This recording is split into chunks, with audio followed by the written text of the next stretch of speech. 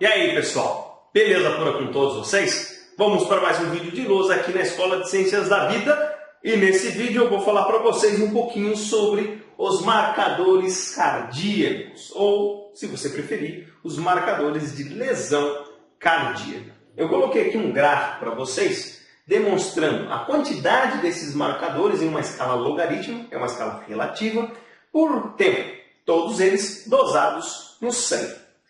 Antes da gente começar a falar especificamente desses marcadores, a gente tem que ter uma coisa importante na nossa cabeça. Todos os nossos órgãos têm componentes intracelulares importantes para o seu funcionamento. Então, o coração tem uma série de proteínas e enzimas que vão participar do seu bom funcionamento. Assim como o sistema nervoso central, a musculatura estriada esquelética, o fígado, o pâncreas, enfim. E esses componentes que estão dentro destas células, não se observa naturalmente a presença desses componentes no sangue. Porque no sangue, esses componentes não têm uma função específica. Se, porventura, alguns desses componentes, que são componentes intracelulares obrigatórios, estiverem presentes no sangue, isso significa que alguma coisa promoveu uma lesão celular, de modo que a célula se rompesse e liberasse este conteúdo para o sangue. Então, para cada tipo de lesão, em cada tipo de tecido, para algumas características diagnósticas, nós podemos analisar algumas enzimas ou proteínas que normalmente não estão no sangue, mas quando aparecem, são indícios de lesão tecidual. No caso do coração, nós temos alguns componentes importantes que nos indicam que, se houver uma lesão em determinados grupos de cardiomiócitos, nós teremos a liberação de alguns componentes específicos do coração. No caso que nós estamos analisando aqui, são 4 componentes que podem ser utilizados para diagnosticar uma lesão cardíaca. A principal lesão cardíaca na qual nós observamos é a lesão por infarto agudo do miocárdio.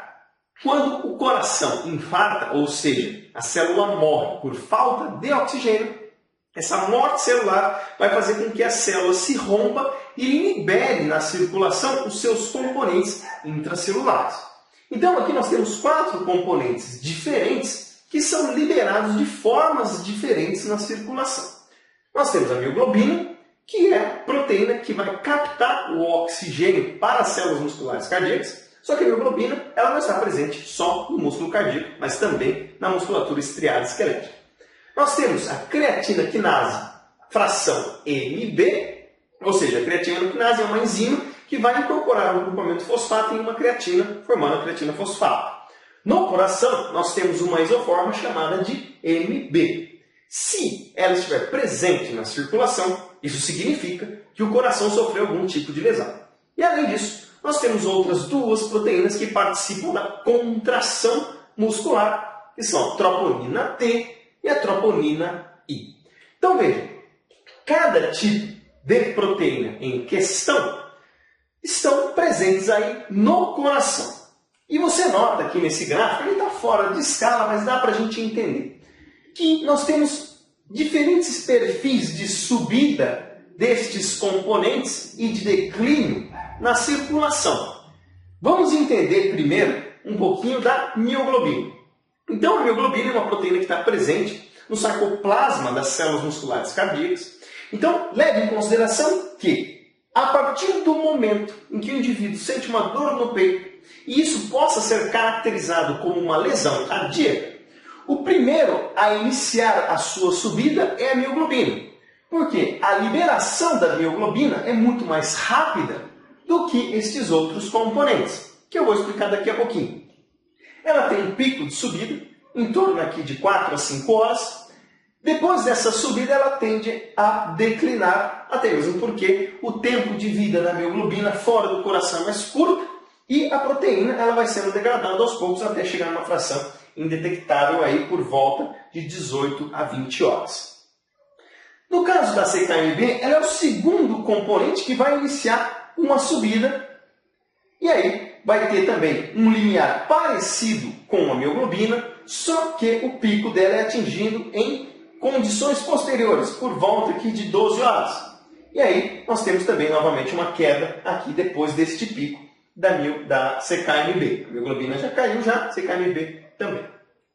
Veja que essa subida desses dois componentes, a condição inicial, ela é um pouco maior do que as condições de troponina. Por quais razões? Vamos entender o seguinte.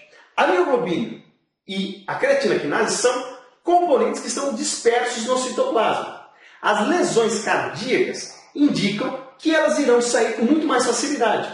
Já a troponina, como ela está presa numa rede entremeada lá do sarcômero, até ela ser liberada, tem que haver a degradação de outros componentes.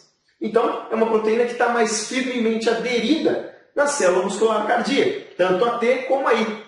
Conforme você nota, até nós chegarmos a um pico demora em torno aí de 8 a 12 horas para nós termos uma condição detectável destes dois componentes. Então, para uma lesão cardíaca, se o indivíduo sente uma dor no peito e inicia um processo de lesão cardíaca, um indício, os primeiros dados que nós temos que analisar são os dados clínicos, uma anamnese do indivíduo, para verificar se de fato o indivíduo está infartando ou não. Porque para limiares de diagnóstico, consegue se detectar com bastante precisão após 4 a 6 horas de lesão cardíaca esses dois marcadores, a mioglobina e o CKMB. Então, são alguns indícios desta lesão primária, ou seja, ela aconteceu e aí nós temos uma lesão vigente. E nota que no caso da mioglobina e no caso da CKMB, as frações dessas duas proteínas elas caem por volta de 72 horas.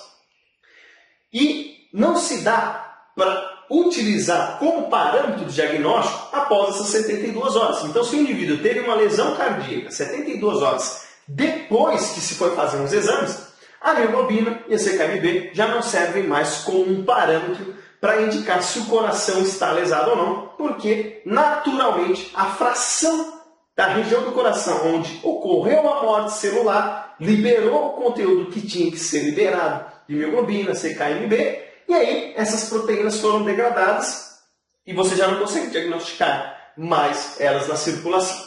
Em contrapartida, a troponina T e a troponina I, elas permanecem por muito mais tempo na circulação. Olha aqui esse perfil de subida. Elas sobem quase da mesma forma e mantêm quase a mesma concentração. Então as quantidades aí de troponina T e troponina I variam de 14 a mais ou menos aí 7, 4 dias que eles mantêm aí uma quantidade no sangue. Então, eu inverti, falei o maior, depois o menor. Então, vamos lá, de 4 a mais ou menos 14 dias. Existem variações de tempo, de meia-vida da troponina T e da troponina I. Se você quiser analisar isso aí com mais detalhes, é só clicar aqui no descritivo do vídeo. Tem um documento que mostra também os valores de referência de cada um desses componentes. Então, para uma lesão cardíaca, se desejar fazer a pesquisa posteriormente a 72 horas, estes dois marcadores, a troponina T e a troponina I, são excelentes marcadores para nos determinar se está de fato havendo uma lesão cardíaca e se essa lesão cardíaca ela já aconteceu aí há algum tempo. O melhor de tudo é o diagnóstico precoce. Então, se o indivíduo sentir uma dor forte no peito e for levado para o hospital, obviamente esses 4 componentes serão dosados. Dependendo do perfil de cada um desses componentes que forem dosados, apresentado no resultado do indivíduo, pode-se indicar que a lesão cardíaca ela está acontecendo ou ela já aconteceu e aquela fração do coração, aquela região, já está lesionada. Se ela estiver acontecendo, os níveis de CKMB e mioglobina estarão elevados e, posteriormente, será elevado o nível de troponina T e de troponina I. Mas, se essa lesão já aconteceu já há algum tempo, os níveis de mioglobina e CKMB estarão reduzidos e de troponina T e troponina I estarão aumentados. Beleza, pessoal? Lembrando mais uma vez, se você quiser saber os valores de referência de cada um desses componentes, eu vou deixar uma referência aqui no descritivo do vídeo para você acessar. Beleza, pessoal? Então é isso aí. Se você gostou, não esquece, dá aquele joinha maroto para ajudar na divulgação do vídeo e compartilha. Porque quanto mais você fizer isso, mais o YouTube nos enxerga e mais pessoas são beneficiadas com o nosso material. E se você quiser participar, não esquece de se inscrever aqui no nosso canal, clicando aqui no botão se inscrever e participar lá do grupo da página da Escola de Ciências da Vida no Facebook. E não esquece também de participar do canal do YouTube e da página no Facebook dos nossos queridíssimos parceiros, o professor Rogério Gozzi, o Diego Barros, do Medicina Resumida, e o Carnamax, do canal de Biociências. Como sempre, todas as informações estão aqui no descritivo desse vídeo. Beleza, pessoal? Então é isso aí. Forte abraço a todos, fiquem com Deus e até os próximos vídeos, se Deus quiser.